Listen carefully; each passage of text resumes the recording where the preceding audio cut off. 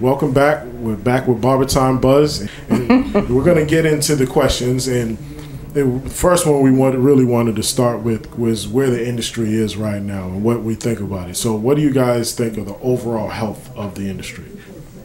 Okay. Me, I'm a barber to the bone. There's a quote I heard today from Zane. And we're going to keep it alive, barber to the bone. So for me, health is wealth. I think the industry is flourishing. It's the second oldest profession on the planet Earth. Now, how it's interpreted by different demographic groups, I think, is more the question. True. Because everybody don't apply the trade as it should be as a professional. But in the last 10 years, hair shows been rocking. The culture has been elevated. Social media kind of changed the dynamic of barbering. Because one thing a lot of young barbers forget is that a master barber serves the people. These young folks acting like wrestlers and rappers, like they're in front of the camera, they want all the attention. And that's not the duty of a master barber. You know, we make people feel good because they look good. Also, we serve as a reference. Me as a master barber, if you need to know who the plumber, electrician, carpenter, anything of that nature in your community, I have their number in my phone in real time. And part of my job as a barber is to disseminate that information and help people. And that's without a charge. You know, we got the barbershop hookup. Tell me your barber sent you, he'll take care of you. Because I know his character and he's credible people. So, put it back in perspective. I think the industry is growing and blooming and blossoming. I just like to see people stick to the proper rules and regulations of being a professional barber. Because a lot of people's adding stuff to it that's not about barbering. You know what I mean? There's some real underlying issues that the industry doesn't touch with all the pageantry. Example, a young barber coming out of barber school doesn't have dental. He doesn't have health care. He really doesn't know how to assess diseases, psoriasis, rabies, scabies, lice. We deal with the homeless population. How do you assess that? See, and they don't touch on these things at the show like I would like to see. Everything is the haircut, the haircut, the haircut. The haircut is the cause, the effect is the barber. Energy is transferable. You can't fake good energy. So you have to be a good stand-up people person as a barber, and you have to know how to transfer that energy from yourself to the person via the clippers. Absolutely. So I think the health is great. We blooming and blossoming.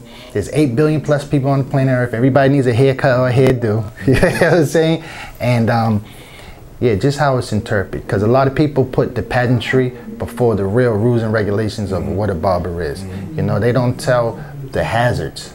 Carpal tunnel syndrome, hernias, dehydration, fast food, mismanaging money. I like to see that in the shows. You know what I mean? Instead of the, you know. That's good. Everything you're talking about is going to lead to one of the questions I have later, but keep that in mind. Yeah. It's going to help answer some of the things. I think it's healthy. I think we're blooming and blossoming. We're moving at terrific speeds. Jay Major, whose hair show is the CT Barber Expo next year, May 16th to 18th. He has, in my opinion, what is the Super Bowl of barbering. He brings barbers from all over the world. Last year, I've been there for 10 years. This will be the 10th year anniversary. I've been there for all 10 years. I've met people from Asia, Spain. One dude last year flew in from Japan, got off the plane. I said, man, you're BS. Let me see the plane tickets. He had the Russian barber sit up there. Yes. Like, yo, my man. I had a long conversation with him. Yeah, that's because they have the love for the culture. And they come to add on where it's concentrated, where the strength of the culture is concentrated. And I like to see that imbued or given to the young barbers for the next generation. So to end it off, I think it's healthy, we're doing good, it's lovely, and I just like to see those little things refined and tightened up. That really builds character. That's good stuff, because that's what we want to capture as a network. So absolutely. Zane. Yes. 45 years in the industry, so you've seen different levels of how it's been, where it's been. Yeah, well, I started school in 1970, and I graduated in 71. So basically, I've been around a long time. And I worked for someone, a guy from Puerto Rico, was the first job I had. And he did razor cutting at the time. And so everybody else was doing clippers, or we're doing shear and comb, or just shear cutting, taking more after as the hair got long, because that's in the 70s is when a lot of barbers went out of business. Now, this is, you know, where I can come in with history. And I was there, you know, during that time, and we still were learning how to do flat tops and this and that. And I remember saying, so you students, those of you who are students, you'll relate to this, because I would be saying, basically, why do I have to learn this? The hair's all long now, so I have to just make them not look like a female, cut the hair like a rock star, and that's all I need to worry about. Well, what happened 25 or 30 years later? We got back to the short haircuts again, and back to the clipper work, and back to design now, something new, design. And so all that stuff seems to take care of itself. But what doesn't get taken care of, and I will be speaking a bit of what he said, what I don't think is taken care of is their training as well as it could be.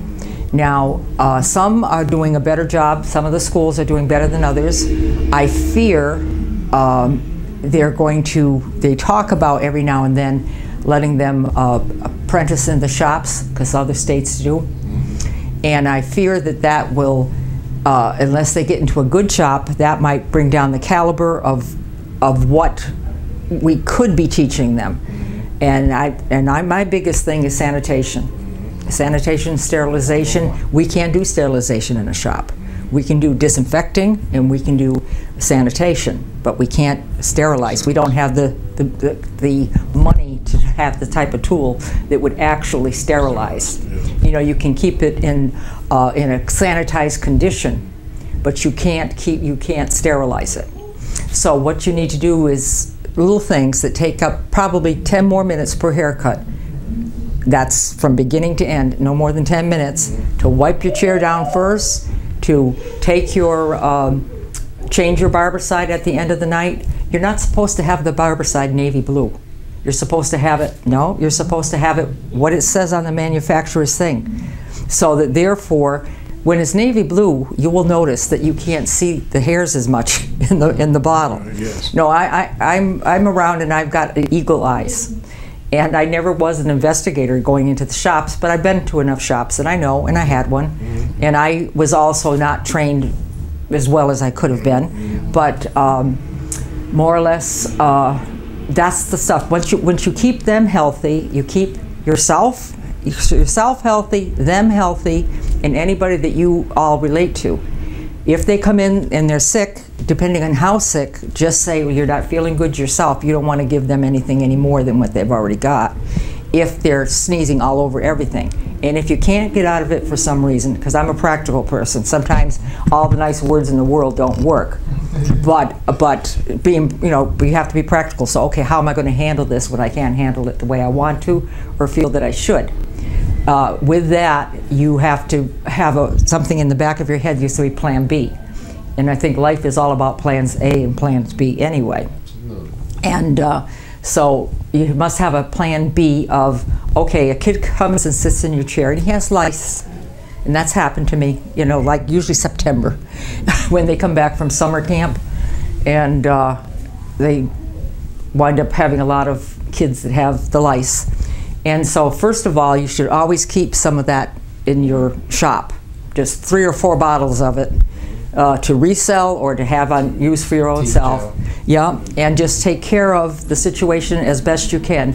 You fold up your cape and everything, you immediately wash it off, but then you put it into a plastic bag or something where you can hot water wash it. But to begin with, you want to at least get those little critters down the drain. You know, I talk real, you know. Yeah. And they're, you know, you've got to be careful with it. And there hasn't been, when I was teaching, I taught for the couple of years, and we had them, but not for very long. And when I did leave after 2 years, in the first couple weeks of that fall, they had, I don't know, 6 or 7 that came in and they were spreading, and I thought, you know, I left very detailed notes about what to do. I mean, I gave them a whole lesson plans, everything I gave them, because I was doing this not so much for them as I was for the students, because I felt that, you know, if I have the knowledge, I've got to, you know, keep it going and make sure that everybody knows what I know. At least if they can know what I know, then other people know more than I know, so I pick up from them. You know more than most of them. Can I add on to what she said? Absolutely. Yeah. And just to add on to what Zane said, well, let me give you the perspective. The first time I met Zane, I was in barber school. She came to school in Quincy, which another mentor of mine is Alan Cochran. Love Alan. Con Reagan. Con Reagan. Yeah. Pardon himself, you're 100% right. And stand-up man of his word, and I love Alan. And he's my teacher as well as my son and my nephew's teacher, so that's part of legacy. So I met Zane. She came to the school looking for barbers that wanted to volunteer at the board for extra hours for help. And that's how we met. And one thing she told me, now this was 2003 or 2002. She said, what are you gonna do? And you might not remember this. No. What are you going to do if the electricity goes out and you have to finish your haircut?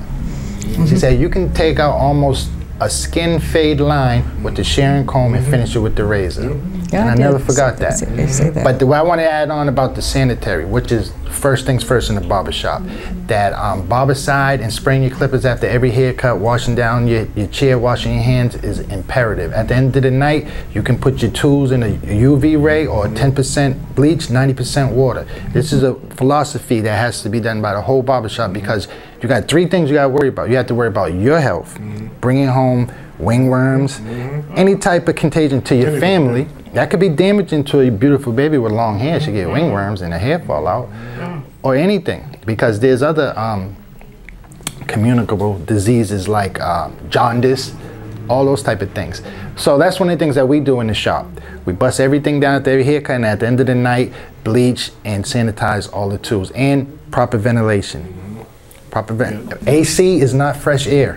You're recycling all these aerosols. You create polyps on the lungs. Diseases are far-reaching when you got 20 years standing in a certain space, breathing in chemicals. But again, we're here with BarberTime Buzz, where everything is real and insane, and we'll be right back.